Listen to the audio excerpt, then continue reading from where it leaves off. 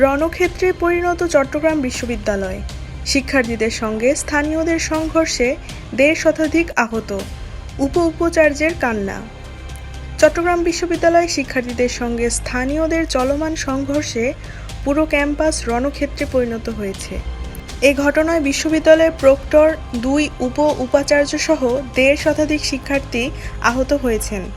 শুক্রবার ২৯ আগস্ট দুপুর থেকে শুরু হওয়া এই সংঘর্ষের ঘটনায় গুরুতর পরিস্থিতি তৈরি হলেও প্রশাসনের কোনো সহযোগিতা মেলেনি বলে অভিযোগ করেছেন বিশ্ববিদ্যালয়ের উপাচার্য অধ্যাপক ডক্টর মোহাম্মদ কামাল উদ্দিন। হতাশা ও ক্ষোভের সুরে তিনি কান্নায় ভেঙে পড়ে বলেন, আমি তুলনামূলকভাবে ভালো আছি, কিন্তু আমার শিক্ষার্থীরা অনেক বেশি আহত হয়েছে। এখন পর্যন্ত আমরা আর্মি বা বিজিবির কোনো সহযোগিতা পাইনি।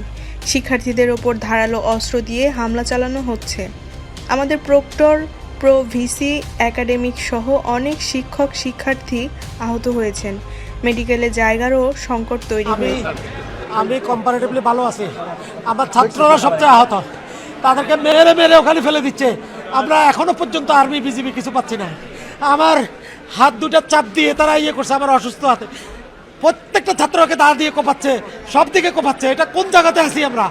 আমরা আমাদের ছাত্রদেরকে উদ্ধার করার জন্য বলেন, আপনারা সব জায়গায় বলেন। আমরা ওদের তুলনায় অনেক ভালো আছি। আমাদের ভক্তরা আহত, আবার প্রভিসি একাডেমিক আহত, আমাদের সকল শিক্ষককে মারছে, আমার সকল ছাত্রদেরকে মারছে, কন্টিনিউ মারতেছে, এখনই মারতেছে। আমরা মেডিকেলে জায়গা দিতে পারতেছি না। সিটাং মেডিকেলে আমরা 3টে গাড়ি বানাইছি, এখানে আমাদের 400-500 ছাত্র এখানে আহত হয়েছে। আমাদের ছাত্রদেরকে আমরা কোন জগতে আছি? সকল ছাত্রলীগের ক্যাডাররা, সকল বড় বড় ক্যাডাররা এখানে ঢুকে হেলমেট পরে তারা আমাদের শিক্ষার্থীদেরকে মারতেছে। তিনি আরও জানান, স্বরাষ্ট্র উপদেষ্টা ও প্রধান উপদেষ্টার দপ্তরের সঙ্গে একাধিকবার যোগাযোগ করা হলেও এখনও কোনো কার্যকর সহায়তা আসেনি। তার অভিযোগ, ছাত্রলীগের ক্যাডাররা হেলমেট পরে ধারালো অস্ত্র নিয়ে শিক্ষার্থীদের উপর হামলা চালাচ্ছে। ক্যাম্পাসে উত্তেজনা বিরাজ করছে এবং পরিস্থিতি নিয়ন্ত্রণে কার্যকর পদক্ষেপ না নেওয়ায় শিক্ষার্থীদের মধ্যে আতঙ্ক ছড়িয়ে পড়েছে।